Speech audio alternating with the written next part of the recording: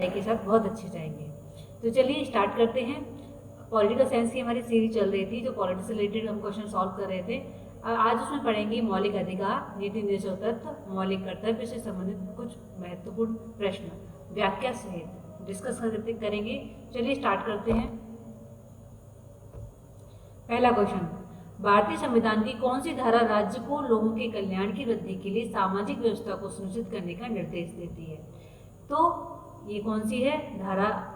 Option A धारा 42, option B धारा 38, option C धारा 164, ऑप्शन डी धारा 338। ये असिस्टेंट प्रोफेसर यूपी में 2016 में पूछा गया है। इसका आंसर होगा धारा 38। धारा 38 के अंदर लोगों के कल्याण की वृद्धि के लिए सामाजिक व्यवस्था सुनिश्चित की गई है और इसका उल्लेख जो है नीति निर्देशक तत्व भाग 4 में जो दिए गए हैं, जिसको हम आगे चल के डिटेल में डिस्कस करेंगे, उसमें दिया गया है 36 से 51 जिसको अनुच्छेद में पाए जाते हैं।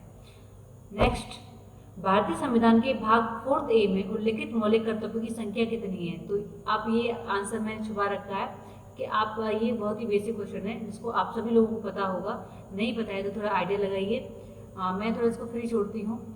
तो कौन सा होगा जो जरा सोचिए, मैं तो बता ही दूंगी।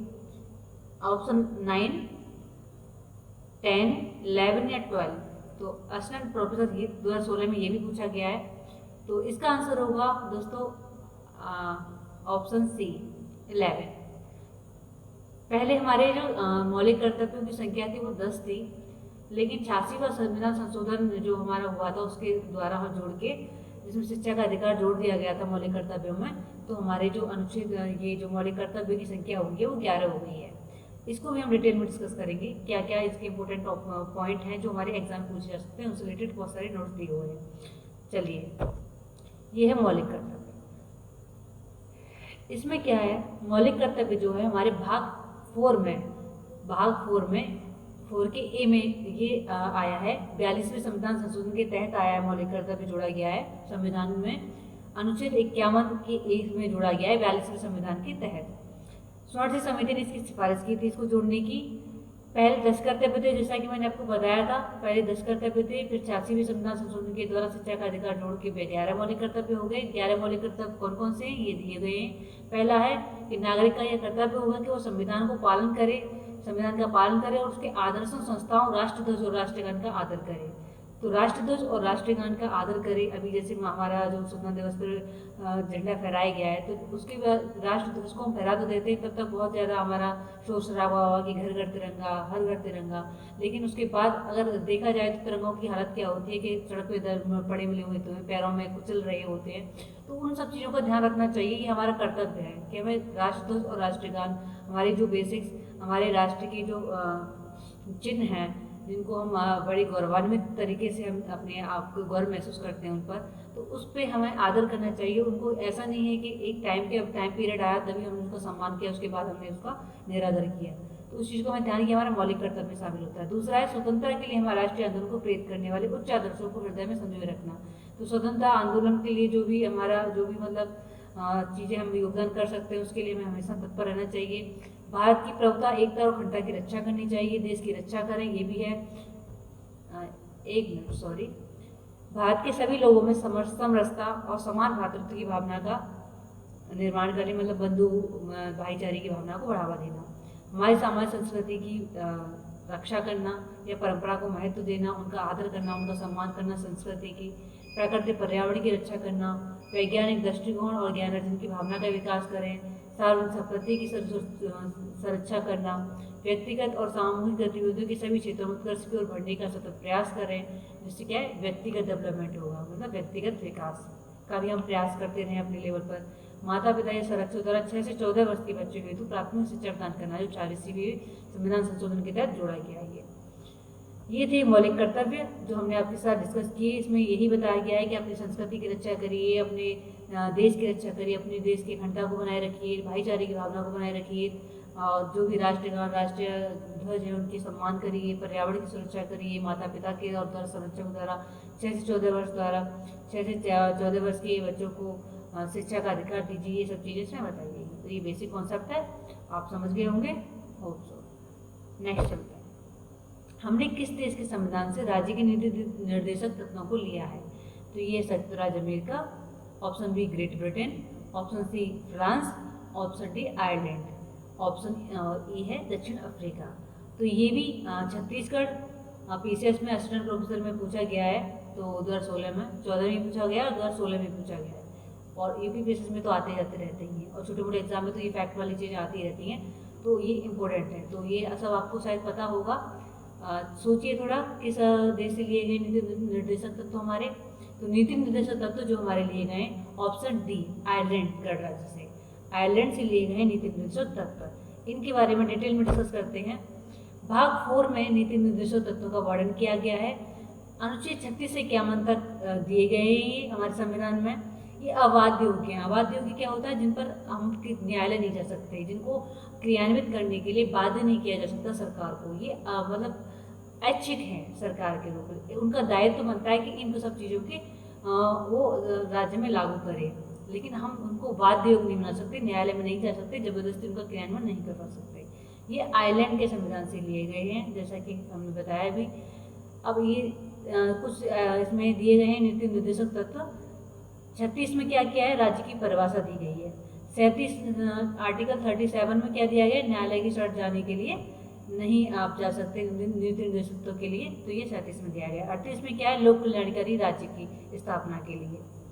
39 में क्या है? महिलाओं, बालकों, पुरुषों की सभी अव्यवस्था को ध्यान रखा जाएगा। समान कार्य के लिए समान वेतन। 39 में समान कार्य के लिए समान वेतन। 39 के का जो ये 42वें संविधान संशोधन के द्वारा जोड़ा गया था, 39 का ये जो अनुच्छेद है, तो इसमें क्या है? निःशुल्क विधिक सहायता प्राप्त करना। मतलब आप किसी न्यायालय में जाते हो तो आपको वो चीज़ देने की जरूरत नहीं है, शुल्क देने की जरूरत नहीं है, आपको निःशुल्क विधिक सहायता दी जाएगी। ये दायित्व बनता है राज्य का, ये व्यवस्था की जाए। अनुच्छेद 40 में ग्राम पंचायतों को बढ़ावा देकर शक्तियाँ प्रदान करना। तो ग्राम पंचायत का गठन तो हर इसमें हो ही चुका है ऑलमोस्ट। तो आर्टिकल 41 में क्या है? शैक्षिक दृष्टि से पिछड़े वर्गों को विशेष ध्यान रखना। मतलब जो SC ST महिलाओं के लिए विशेष आरक्षण दिया जाता है, वो आर्टिकल अनुच्छेद 41 के तहत दिया जाता है। तो यह क्वेश्चन पूछा जा सकता है कि नीति निर्देशक तत्वों में पिछड़े वर्गों को विशेष सहायता देना, जो विशेष उपाय उपबंध किए गए हैं, वो किस आर्टिकल में आते हैं? तो आर्टिकल 41 में। अनुच्छेद 42 के कार्य की न्यायोचित उचित दस्तावेज बनाएगा। 42 में क्या गया? महिलाओं को निःशुल्क प्रसूति सहायता। प्रसूति सहायता किसमें दिया गया? आर्टिकल 42 में। महिलाओं को प्रसूति सहायता, जिसमें महिलाओं को बच्चे होने पर कुछ शुल्क दिया जाता है, कुछ उन्हें सहायता दी जाती है, धनराशि दी जाती है, तो वो सब चीज़ें निःशुल्क प्रसूति सहायता दी जाएगी। अनुच्छेद 43 में उद्योग के प्रबंधन की व्यवस्था की गई है। मजदूर और श्रमिकों के भाग लेने का अधिकार दिया गया है। 43 ये भी 42वें संविधान संशोधन की तरफ जोड़ा गया था। सहकारी समिति की स्थापना, 42वें नहीं, 57वें संविधान संशोधन की तरफ जोड़ा गया था। ये सहकारी समितियों की स्थापना करना। 43 का ये भी पूछा जा सकता है कि सहकारी समितियों की स्थापना किस अनुच्छेद के तहत की गई है, तो किस अनुच्छेद और किस संविधान संशोधन के तहत की गई है? तो ये है अनुच्छेद 43 का और 97वां संविधान संशोधन 2011 के तहत। अनुच्छेद 44 राज्य समान नागरिक संहिता, जिसको सिविल राज्य समान नागरिक संहिता को लागू करने का प्रयास करेगा। इसको इंग्लिश में अभी मैं बोल रही हूँ, आप बताइए सोच के। तो ये समान नागरिक संहिता, इसको लागू करने की बात अभी भी की जा रही थी, लेकिन कुछ विवाद चल रहा है। इसमें समान नागरिक संहिता क्या होती है कि मतलब सभी धर्मों के लिए समान नियम, उसके सभी नागरिकों के लिए समान नियम बनाए जाए धर्म से संबंधित, लेकिन ये लागू नहीं हो पा रही है क्योंकि कुछ जातिवाद विरोध हो रहा है पार्टी बंदी की वजह से, तो चलता रहता है। आर्टिकल 45 में 6 से 14 वर्ष के बालकों को निःशुल्क अनिवार्य शिक्षा देने की बात कही गई है, जो हमारे मौलिक कर्तव्य में दी गई है और हमारे मौलिक अधिकार। तो जो हमारा शिक्षा का अधिकार है वो तीनों में शामिल है। शिक्षा का अधिकार हमारे मौलिक अधिकार में भी शामिल है, नीति निर्देशक तत्वों में भी शामिल है और मौलिक कर्तव्य में भी शामिल है। क्यों? मौलिक अधिकार में इसलिए शामिल है क्योंकि सभी को एक गरिमापूर्ण जीवन जीने का अधिकार है। तो गरिमापूर्ण जीवन जीने का अधिकार में हमारा शिक्षा का अधिकार आ जाता है। जब तक हमारी शिक्षा नहीं होगी तो हम कैसे गरिमापूर्ण जीवन जी पाएंगे? अपने व्यक्तित्व का विकास ही नहीं कर पाएंगे तो कैसे गरिमापूर्ण जीवन जी सकते हैं? तो उसके लिए मौलिक अधिकार भी प्रावधान किए गए, नीति निर्देशक तत्व में भी प्रावधान किए गए और मौलिक कर्तव्य में प्रावधान किए। तो तीनों में है, ये है शिक्षा का अधिकार। ये क्वेश्चन बना है और कई बार बन भी चुका है, बनने की संभावना भी है। आर्टिकल 46 में क्या है? दोनों वर्गों के हितों का ध्यान रखना। 48 में कृषि और पशुपालन की वैज्ञानिक तरीके से बढ़ावा देना। 48 का बहुत ही इंपॉर्टेंट है पर्यावरण संरक्षण के लिए, 48 का कब पूछा जा सकता है? ये 42वें संविधान संशोधन के तहत आया था। तो 42वें संविधान संशोधन के तहत कौन कौन सा आया था? 48 का आया था, 39 का आया था। तो ये ध्यान रखिएगा। अनुच्छेद 50 में राज्य कार्यपालिका और न्यायपालिका का पृथक्करण करेगा। ठीक है, कार्यपालिका और न्यायपालिका पृथक्करण कौन करेगा? अनुच्छेद 50 नीति निर्देशक तत्व में। और आर्टिकल 4 एक और है आर्टिकल 51 में, जो अंतर्राष्ट्रीय जो जितने भी वो होते हैं अंतर्राष्ट्रीय संरक्षण के लिए जितनी भी व्यवस्था होती है वो करेगा, मतलब अंतर्राष्ट्रीय शांति और सुरक्षा के लिए।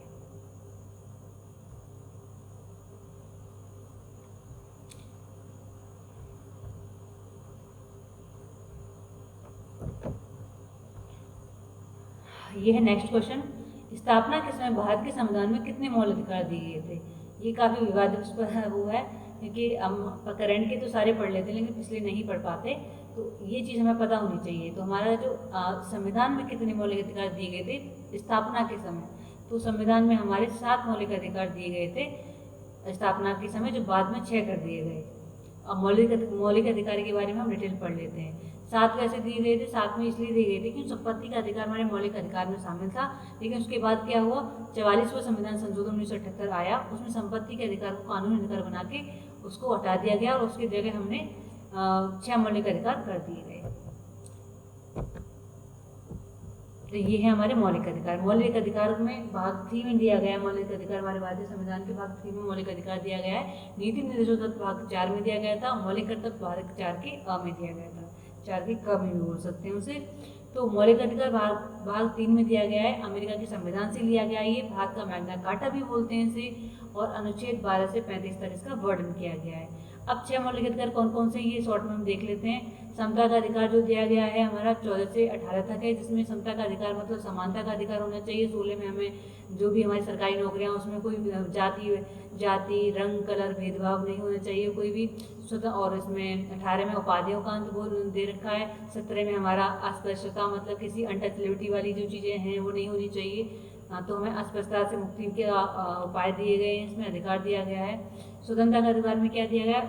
आर्टिकल 19 में हमें स्वतंत्रता का अधिकार दिया गया है, जिसमें हमें एक धर्म की भी इसमें स्वतंत्रता का मतलब हमें बोलने का अधिकार है, हमें अपने आप को अभिव्यक्त करने का अधिकार है, हम उसको आंदोलन भी कर सकते हैं शांतिपूर्वक। तो ये सब चीज़ें अधिकार हमारे स्वतंत्रता के अधिकार में आ जाते हैं।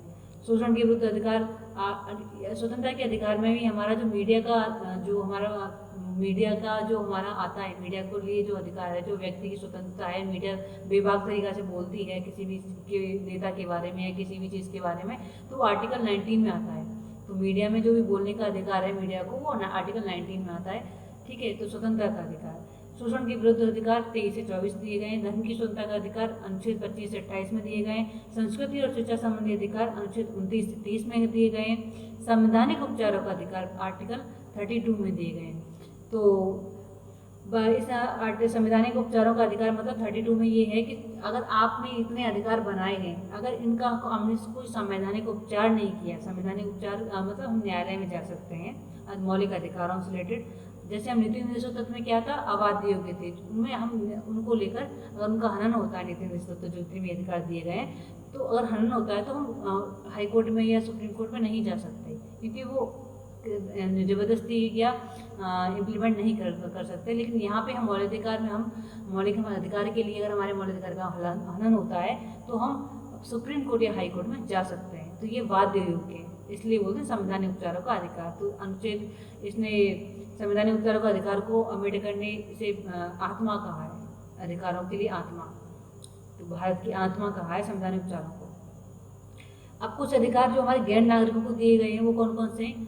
अनुच्छेद 14 विधि के समस्त समानता हमारे गैर नागरिकों को दिया गया है। 21 दिया गया है प्राण और दैहिक स्वतंत्रता मतलब राइट टू लाइफ। 22 दिया गया अपराधों के लिए 2 सिद्धि के संबंध में संरक्षण, मतलब कोई अपराध हो जाता है तो उसे 2 सिद्धि के संबंध में संरक्षण, आर्टिकल 20। 23 मानव के दुर्व्यवहार और बलात्कार का प्रतिषेध। 24 कारखानों आदि में बालकों के नियोजन का प्रतिषेध, मतलब ये है ना, होता है ना कि 18 साल से कम उम्र के बच्चों को श्रम में आप नहीं लगा सकते, तो वो सब चीज़ें आर्टिकल 24 में दी गई हैं। इसका अगर हनन होता है तो उस पर केस किया जा सकता है। 25 में अंतःकरण और धर्म के अबाध रूप से मान्य आचरण और प्रचार की स्वतंत्रता। मतलब यह है कि धर्म एक निजी है आपका, आप उसको मान सकते हैं, एक निजी विश्वास है, उसको आप मानने के लिए स्वतंत्र हैं। आप पर कोई बाधा नहीं कर सकता आपको आपके धर्म परिवर्तन के लिए, या आपको किसी और का धर्म अपनाने के लिए भी कोई बाधा नहीं कर सकता। आपको अपने धर्म अपनाने के लिए आप अपना धर्म फॉलो कर सकते हैं, किसी दूसरे धर्म को भी अपना सकते हैं, आप उसके लिए स्वतंत्र हैं, ये आपका निजी मैटर है। आर्टिकल 26 धार्मिक कार्यों के प्रबंध की स्वतंत्रता। धार्मिक कार्यों के प्रबंध की स्वतंत्रता मतलब आप किसी के धार्मिक कार्य कर रहे हैं तो वहाँ पे जाके आप खुद आपको मतलब प्राइवेट लेवल पर, मतलब पर्सनल लेवल पर आपको स्वतंत्रता है, लेकिन राज्य इसमें हस्तक्षेप नहीं करेगा। राज्य खुद अपने स्तर पर जाकर कुछ प्रबंध करेगा, उसको अधिकार नहीं है, राज्य का कोई धर्म नहीं होता, व्यक्ति का धर्म होता है अपने निजी पर्सनल लेवल पर। आर्टिकल 27 किसी विशेष धर्म की अभिवृद्धि के लिए करों के संदाय में स्वतंत्रता। मतलब आप टैक्स लगा सकते हैं, लेकिन राज्य टैक्स नहीं लगा सकता, आप किसी धर्म के लिए डोनेशन दे सकते हैं, ये आपकी स्वतंत्रता है। आर्टिकल 28 शिक्षा और संस्थाओं में धार्मिक शिक्षा और धार्मिक उपासना में उचित होने के द्वारा स्वतंत्रता। मतलब शिक्षा संस्थाओं में धार्मिक शिक्षा अगर पढ़ाई जा रही है तो आप एक संस्कृति के रूप में उसके लिए स्वतंत्र है। तो ये थे कुछ गैर नागरिकों के लिए प्राप्त मौलिक अधिकार। 14 आर्टिकल 14, आर्टिकल 20, 21, 23, 24, 25, 26, 27 और 28। मतलब 23 से लेकर 28 तक तो है ही, और 14, 20 और 21 और मान लीजिए बस, ठीक है। 23 से लेकर 28 तक तो लगातार है, तो ये चीज़ ध्यान रखिएगा। बाकी आप जो इनसे इनके अलावा जो छूट गए हैं वो सब नागरिकों को प्राप्त है, जैसे कि आर्टिकल 19, ठीक है, 15, 16, 17, 18। तो ये जो आर्टिकल हैं ये हमारे, ठीक है, उसके लिए प्राप्त है नागरिकों के लिए। 29 आर्टिकल भी नागरिकों के लिए प्राप्त है, 30 भी आर्टिकल नागरिकों को प्राप्त है, ये गैर नागरिकों को नहीं प्राप्त है। तो ये चीज़ें थी मौलिक अधिकार से संबंधित कुछ इंपोर्टेंट ये चीज़ हमने डिस्कस की। भारतीय संविधान के किस भाग में मौलिक अधिकारों का विवरण दिया गया है? अभी तो हमने पढ़ा था भारत जो मौलिक अधिकार है हमारे भारत के भाग 3 में दिए गए हैं, तो ये आंसर हो जाएगा भाग 3, ऑप्शन 3। नेक्स्ट, मौलिक कर्तव्यों के संबंध में निम्नलिखित में से कौन से कथन सही नहीं है? आप मौलिक कर्तव्य के बारे में पढ़ चुके हैं, मैंने पढ़ाया था, तो अभी आप इसमें डिसाइड करिए कि क्या कौन कौन से आंसर हो सकता है। मैंने इसमें आंसर नहीं दिया है, आप देखिए। मौलिक कर्तव्य 42वें संविधान संशोधन अधिनियम 1976 द्वारा अंतर्स्थापित किया गया, ठीक है, ये ऑप्शन 1 है। मौलिक कर्तव्य संविधान के अनुच्छेद 51 क भाग 4 में शामिल है, ये भी सही है। मौलिक कर्तव्य 42 संविधान संशोधन 1976 द्वारा संविधान प्रस्तावित किया। मौलिक कर्तव्य भारत में रहने वाले प्रत्येक व्यक्ति को पूरे करने होंगे। 11वें मौलिक कर्तव्य 86वें संविधान संशोधन अधिनियम द्वारा जोड़े गए। तो इसका आंसर क्या होगा आप बताइए, क्या नहीं होगा ये बताइए। तो इसका आंसर होगा, क्या सही नहीं है इसमें से ये बताना है हमें। सही तो है लेकिन क्या सही नहीं है ये हमें डिसाइड करना है। यहाँ भी हम मिस्टेक कर देते हैं, कभी नहीं देखते तो सही नहीं है या सही है, हम डायरेक्ट बोल देते हैं हाँ सब सही है भाई, कुछ नहीं है। तो हमें ये ध्यान रखना चाहिए सही नहीं पूछ रहा है या सही है पूछ रहा है, तो इस चीज़ से हमें कन्फ्यूजन नहीं होनी चाहिए। तो इसमें अब देखिए अनुच्छेद अभी पढ़ाया था, अनुच्छेद 51 क में और भाग 4 क में ही शामिल किया गया है मौलिक कर्तव्य को। 42वें संविधान संशोधन के तहत ही लाया गया है, और 86वें संविधान संशोधन के द्वारा एक जो हमारा शिक्षा का अधिकार था वो जोड़ा गया है। अब इसमें कौन सा बचा ऑप्शन, ऑप्शन 3 बचा। तो ऑप्शन 3 जो हमारा है गलत है। प्रत्येक व्यक्तियों को पूरे नहीं करने होंगे, क्योंकि यहाँ पे गैर नागरिक भी रह रहे हैं, विदेशी भी रह रहे हैं, तो प्रत्येक व्यक्ति के लिए नहीं है, लेकिन यहाँ के नागरिकों के लिए मौलिक कर्तव्य बनते हैं, एक दायित्व बनता है। किस संवैधानिक संशोधन अधिनियम द्वारा वन अथवा वन्य जीवों के संरक्षण को राज्य संवर्धित सूची में डाला गया है? तो ये है 41वां संविधान संशोधन, 42वां संविधान संशोधन, 40वां संविधान संशोधन या 39वां संविधान संशोधन। तो इसमें होगा ऑप्शन बी 42वां संविधान संशोधन। भारतीय संविधान के अंतर्गत मौलिक अधिकारों के बारे में निम्नलिखित में से कौन सा सही है? मौलिक अधिकार भी पढ़ चुके हैं, तो इसमें हम देख लेते हैं। भारतीय संविधान के अंदर मौलिक अधिकार, इसे संविधान द्वारा संरक्षित या प्रवर्तित किया गया है, यस। इसे सामान्य विधानमंडल प्रक्रिया द्वारा परिवर्तित किया जा सकता है। उच्चतम अविभाग है मौलिक अधिकार, न्यायपालिका का सभी संवैधानिक अधिकार मौलिक अधिकार है।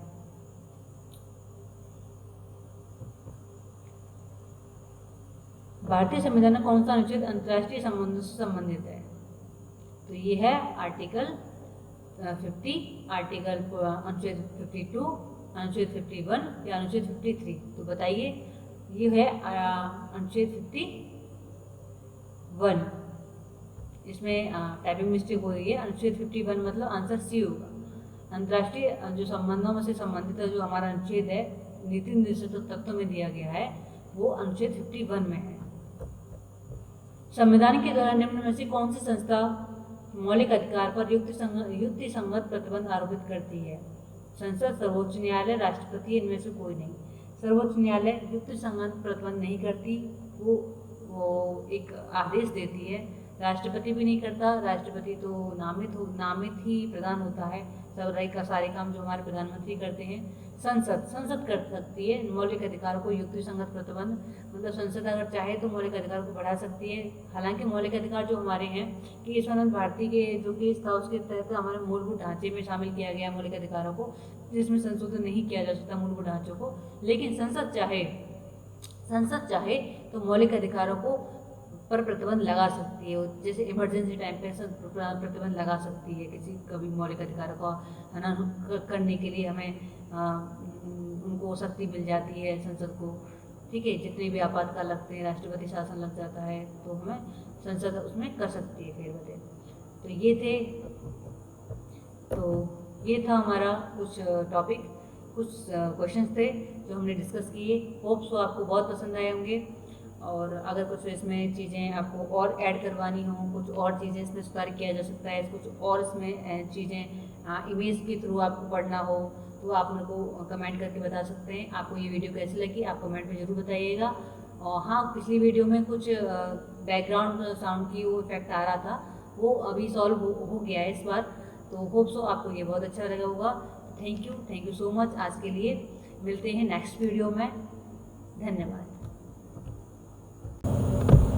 नमस्कार दोस्तों, मैं ममता चाहर आपका आपके ही चैनल में हार्दिक रूप से स्वागत करती हूँ। होप सो आपका दिन बहुत अच्छा गया होगा और आगे भी आप ऐसे ही पढ़ें।